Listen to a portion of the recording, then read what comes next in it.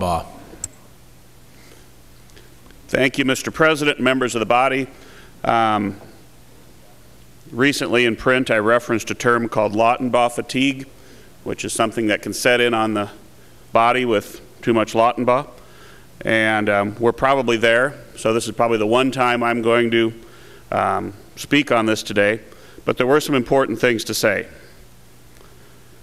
Again, as long as we're chopping up La Vista and Papillion, everybody's sort of fine with it. And again, we're shocked that a map that largely preserved Papillion and La Vista as cities, no one came in support or opposition from Papillion or La Vista.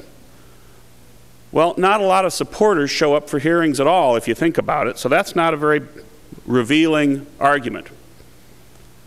Although we've heard a lot about population deviation between the maps, and based upon the ironclad, absolute, no way around it principle announced by the opposition to what I'll call my map, if you have a map with a lesser deviation, you cannot adopt another map. My map is one person off, this map is two people off, therefore, under the crazy absolutist position, it must fail. So it would be unconstitutional to vote for this amendment because there's a map with a lesser deviation out there. You've heard that. It wasn't me saying it. And let's talk about the Constitution for a minute, because it came up earlier on the legislative maps. When I said, hey, we're getting to the point where wherever we don't like is deemed unconstitutional, I was making a point that people just say that if they don't like something. That doesn't alter the fact that we still do have a Constitution and things still can be unconstitutional in reality or violate federal law in reality.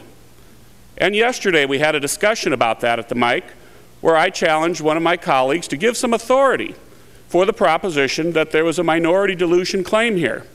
And first he came back with another case about population needing to be equal, which I think we've amply dealt with, except this amendment, which would take a huge step back from that, 100% off of my deviations, if you want to do the math, from one person to two persons. And finally a case was cited. And I'll take Senator Avery at his word on the constitutional law where he said, well, a minority influence area is about 30% or 33% minority in a district. Here's the problem, people. Under the law, under the case law, you don't aggregate all minority populations to get to a minority influence district.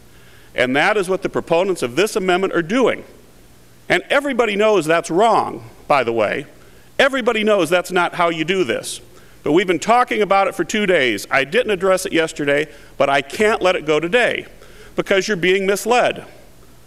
And when I stood up here and said, hey, everything we like is okay and everything we don't like is unconstitutional or subject to a lawsuit, this is what I'm talking about. There are actually laws.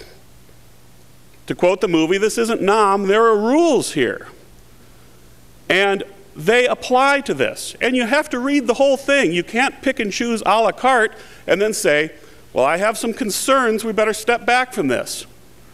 People who have concerns that are serious do certain things. They come with authority. They read the whole authority. They tell you all the principles that apply. And then they tell you how this is violative of it. Or they admit it's not really violative of it, and we all move on.